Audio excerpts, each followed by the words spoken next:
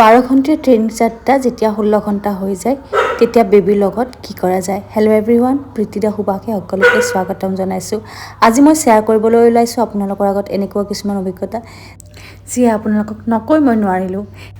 যিহেতু আপোনালোকে জানে যে আমি গৈ আছোঁ বিলাসপুৰৰ পৰা বৰ্তমান কলকাতা অভিমুখে আৰু এই 12 ঘণ্টীয়া যাত্ৰাটো আমাৰ লাগিছে 16 ঘণ্টামান, কাৰণ ট্ৰেইনখন বহুতেই শ্ল' আৰু তাতে আছে এগৰাকী এবছৰীয়া কণমানি আৰু তাইক লৈ কিনে মই কেনেকৈ কৰিলোঁ ট্ৰেইন যাত্ৰা, এইটো হয়তো আপোনালোকৰ আগত শ্বেয়াৰ কৰিব লাগিব। প্ৰথমতে দেখাইছোঁ যে ট্ৰেইনত মই খাবলৈ লৈছিলোঁ পুৰি আৰু চব্জি, যিটো একদম পুৰিখন ভাঙি দেখুৱাইছোঁ, ছিঙিবই নোৱাৰি।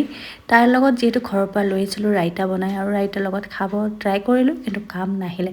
মোৰ ছোৱালীজনীক ট্ৰেইন যাত্ৰাত মই ট্ৰেইনৰ বস্তু একো খোৱা নাই। ঘৰৰ পৰা অনা ফাৰ্ষ্ট ৰুটি বনাইছিলোঁ সেয়া, আৰু এয়া অংগনবাড়ীৰ পৰা দিয়া কিছুমান বিস্কুট, সেইবিলাক খুৱাইছোঁ আৰু লগতে খুৱাইছোঁ গাখীৰ।